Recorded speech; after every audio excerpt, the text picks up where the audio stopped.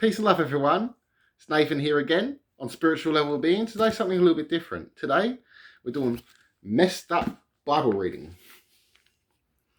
Now, this one here is Noah offers a sacrifice. This is just after the flood. This is on Genesis 8, verse 20. Noah built an altar to the Lord. He took one of each kind of ritually clean animal and bird and burnt them whole as a sacrifice on the altar. The odor of the sacrifice pleased the Lord. Now, he likes the smell of his own burning creations, and didn't he just save, one of every type of animal, or two of every type? In a sense, male and female, so it's a bit contradictory. So the next one here, and by the way, we're not doing this in particular order. We're going to do Genesis 15.7 to 11.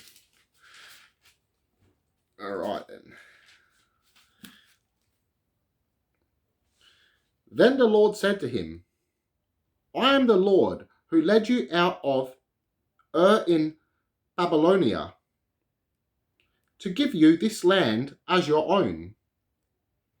But Abraham asked, Sovereign Lord, how can I know that it will be mine? He answered, Bring me a cow, a goat, and a ram, each of them 3 years old, and a dove and a pigeon. Abraham brought the animals to God, cut them in half, and placed the halves opposite to each other in 2 rows. So again, he enjoys his sacrifices. Now, Genesis 19. Ooh, this one's a doozy. A doozy. This is angel rape, pretty much.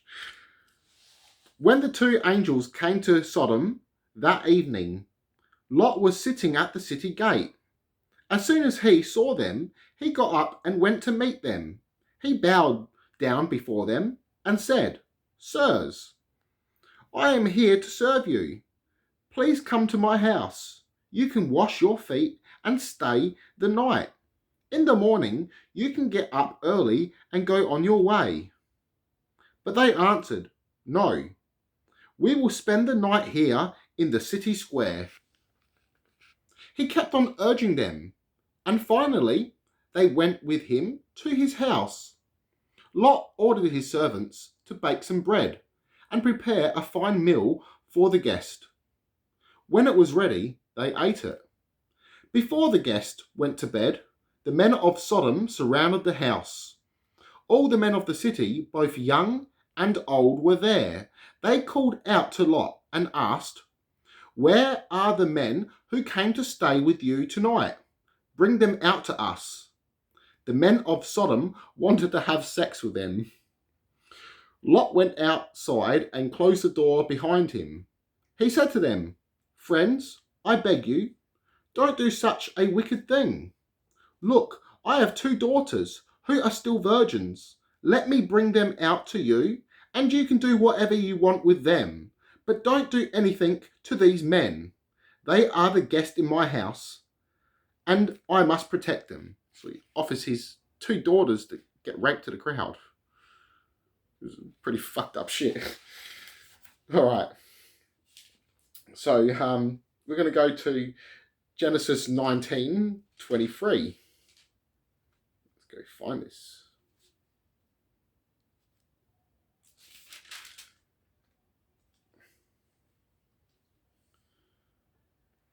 The sun was rising when Lot reached Zoar. Suddenly the Lord rained burning sulfur on the cities of Sodom and Gomorrah and destroyed them and the whole valley, along with all the people there and everything that grew on the land.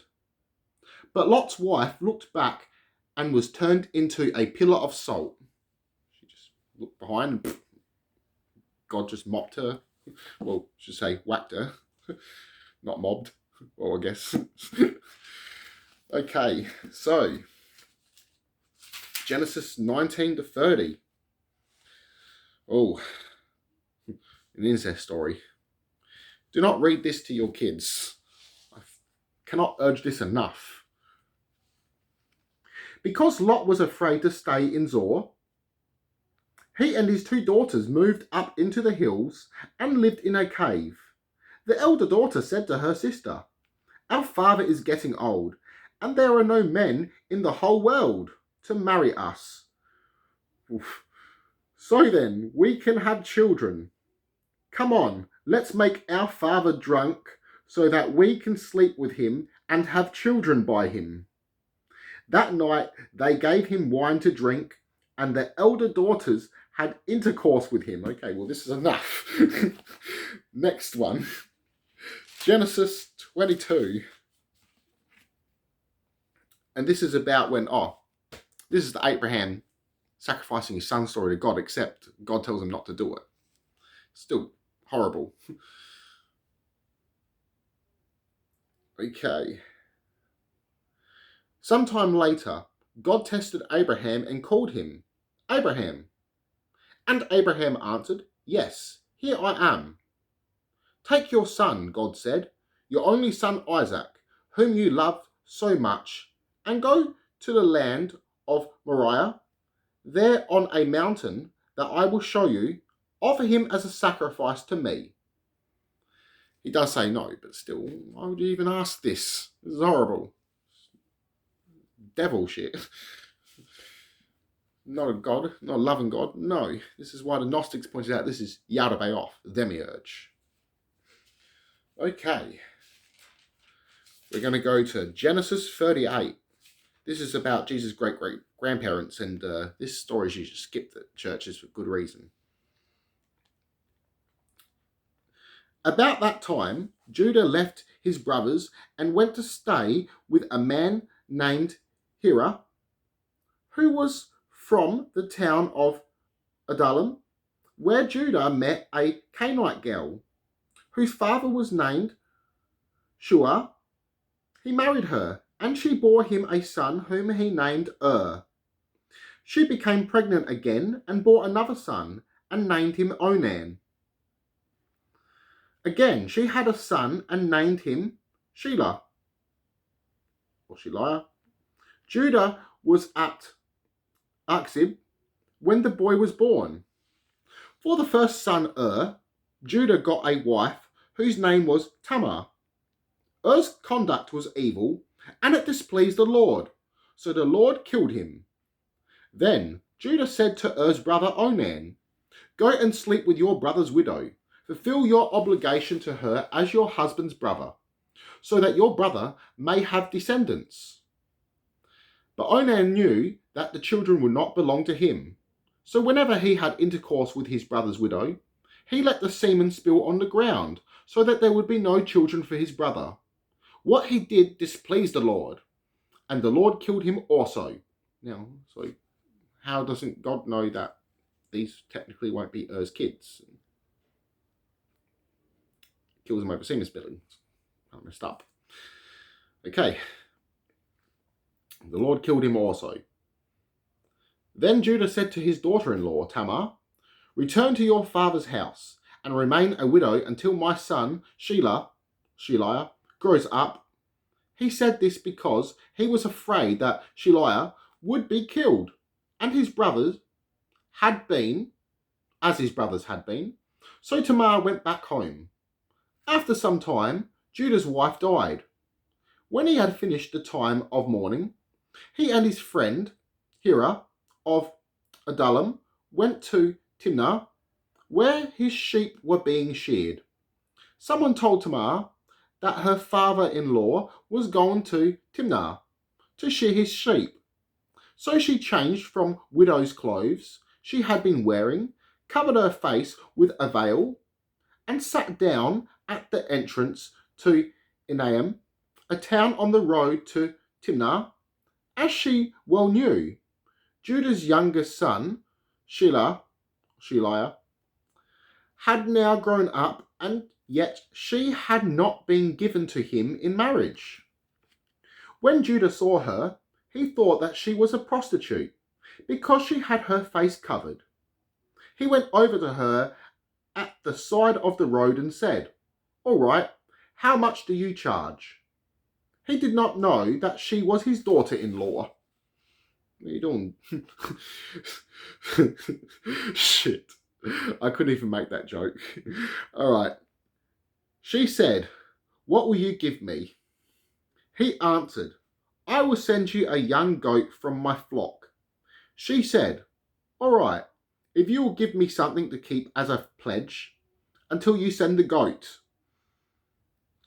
"What shall I give you as a pledge?" he asked. She answered, "Your seal with its cord and the stick you are carrying." He gave them to her. Then he had intercourse and she became pregnant. Tamar went home, took off her veil, and put her widow's clothes back on. Judah sent his friend Hira to take the goat and get back from the woman the articles he had pledged. But Hira could not find her. He asked some men at Enaim, "Where is the prostitute who was here by the road?" Do not read this to your kids. "There has never been a prostitute here," they answered. He returned to Judah and said, "I couldn't find her." The men of the place said that there had never been a prostitute there. Judah said, "Let her keep the things. We don't want people to laugh at us. I did try to pay her, but you couldn't find her." About 3 months later, someone said to Judah, "Your daughter-in-law Tamar has been acting like a whore, and now she is pregnant." Judah ordered, "Take her out and burn her to death." Horrible. As she was being taken out, she sent word to her father-in-law, "I am pregnant by the man who owns these things. Look at them and see whose they are. This seal with its cord and this stick." Judah recognized them and said, "She is in the right.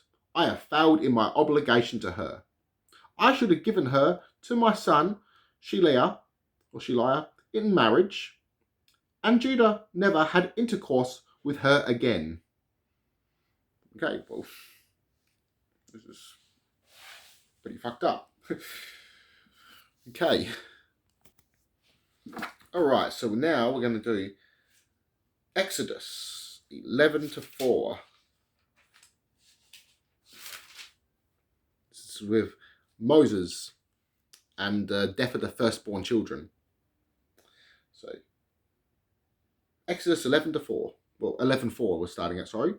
Moses then said to the king, "The Lord says, at about midnight, I will go through Egypt, and every firstborn son in Egypt will die." So, God's killing kids. So, they're kind of innocent. They are innocent. Okay, Exodus 12:29. All right.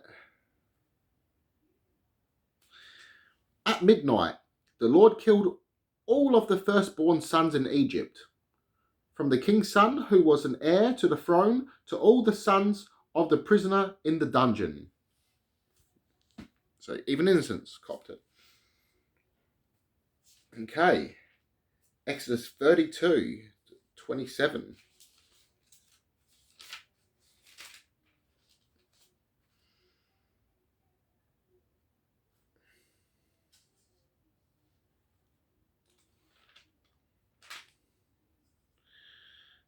Okay.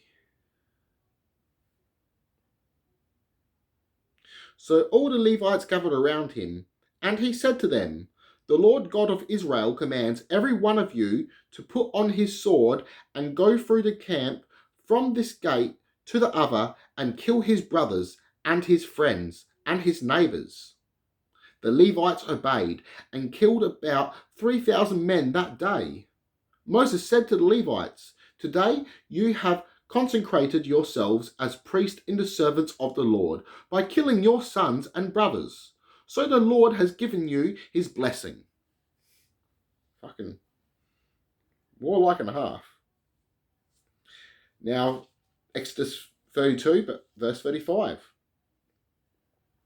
So the Lord sent a disease on the people because they had forced Aaron to make the gold bull. This is They worshipped the gold idol. Now, Exodus 34 to verse 7. Or maybe it starts at verse 7, we'll find out. Yep, it starts. I keep my promise for thousands of generations, and forgive evil and sin. But I will not fail to punish children and grandchildren to the third and fourth generation for the sins of their parents. Yeah. Okay. And I just want to do a quick verse here about in the New Testament for people that say, oh, this is all just Old Testament. Let's go give you something from the New. It's in Timothy, verse 2 to 12. Just got to find Timothy. Somewhere up here. Oh, here we go. Okay, 2 to 12. Where is 12? Actually, I think it's 2 Timothy. Maybe. I think it's the second. Oh, that's the 1 Timothy. 1 Timothy. Sorry about that one. All right. 2 to 12. All right. Women should learn in silence and all humility. I do not allow them to teach or to have authority over men. They must keep quiet, for Adam was created first. So, it's not equality to women. All right then. Judges 11 to 12. Let's go find Judges.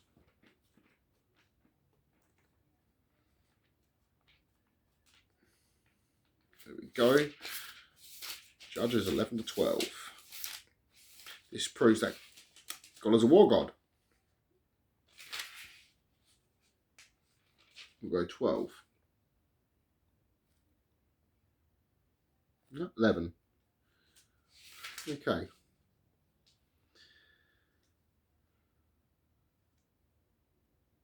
All right. When Japhan went back home to Mizpah, there was his daughter coming out to meet him, dancing and playing the tambourine. She was his only child.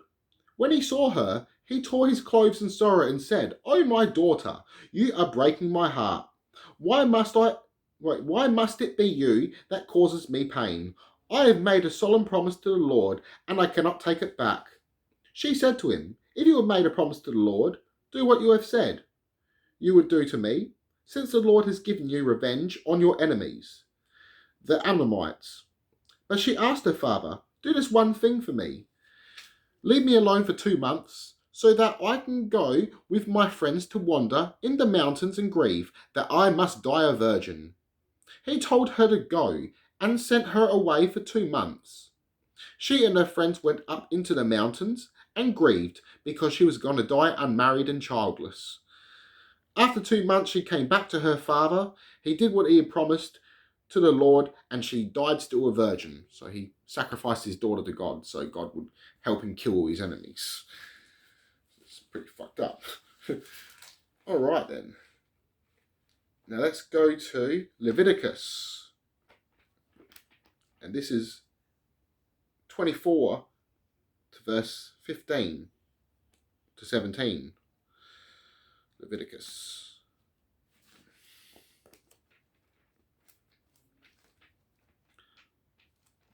I have to look up an index. Yep. Oh, I just went past it. Okay. Leviticus 24 to verse 15.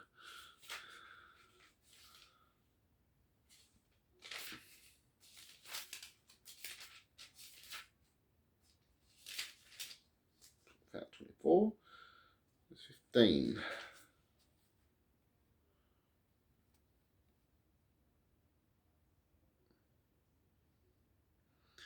Then tell the people of Israel that anyone who curses God must suffer the consequences and be put to death.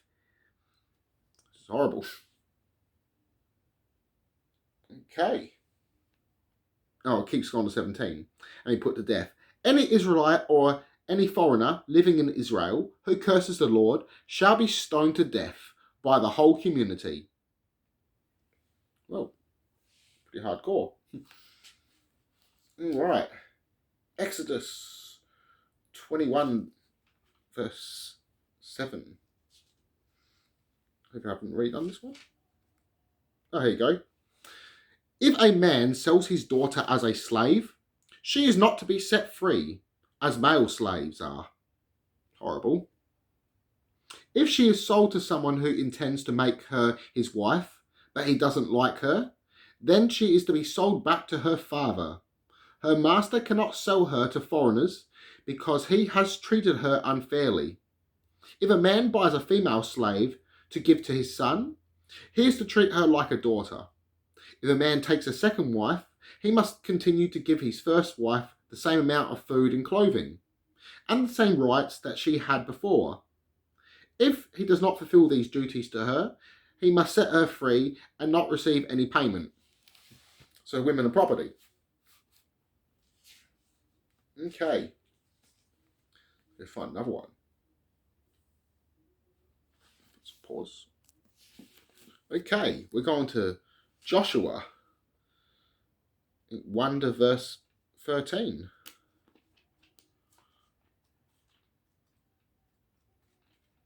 Oops, went past Joshua. Okay.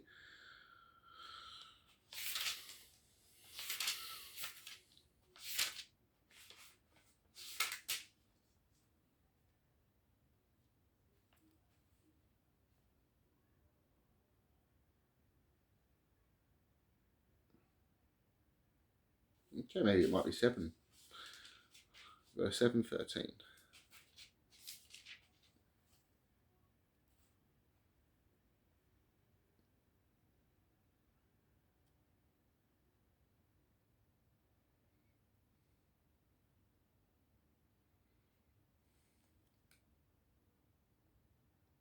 All right. The Lord said to Joshua, "Get up. Why are you lying on the ground like this? Israel has sinned. They have broken the agreement with me that I have ordered them to keep. They have taken some of the things condemned to destruction. They stole them, lied about it, and put them with their own things. This is why the Israelites cannot stand against their enemies. They retreat from them because they themselves have now been condemned to destruction. I will not stay with you any longer unless you destroy the things you were ordered not to take. Get up, purify the people, and get them ready to come before me. Tell them to be ready tomorrow, because the Lord God of Israel have this to say. Israel, you have in your possessions some things that I ordered you to destroy. You cannot stand against your enemies until you get rid of these things. So tell them that in the morning they will be brought forward, tribe by tribe. The tribe that I pick out will then come forward, clan by clan. The clan that I pick out will come forward, family by family. The family I pick out will come forward by man by man. The one who is then picked out and found with the condemned goods will be burnt, along with his family and everything he owns, for he has brought terrible shame on Israel and has broken my covenant. So, not just burn him, but burn his entire family and everything he owns, including his animals. It's fucking horrible. All right. Now let's go to 2 Kings, so Kings 2, verse 2 to 23. Okay. Elisha left Jericho to go to Bethel, and on the way some boys came out of a town and made fun of him. "Get out of here, Baldy," they shouted. Elisha turned around, glared at them, and cursed them in the name of the Lord. Then 2 she-bears came out of the woods and tore 42 of the boys to pieces. It was horrible. So, I'm going to call this a part 1, because there's so much in here that's not peace and love. So, I support peace and love. I do not support this. The Gnostics had it right. This is why they were persecuted and killed, because they were against that shit. Peace and love, everyone. I love you all. Connect to one, mind and soul. Namaste.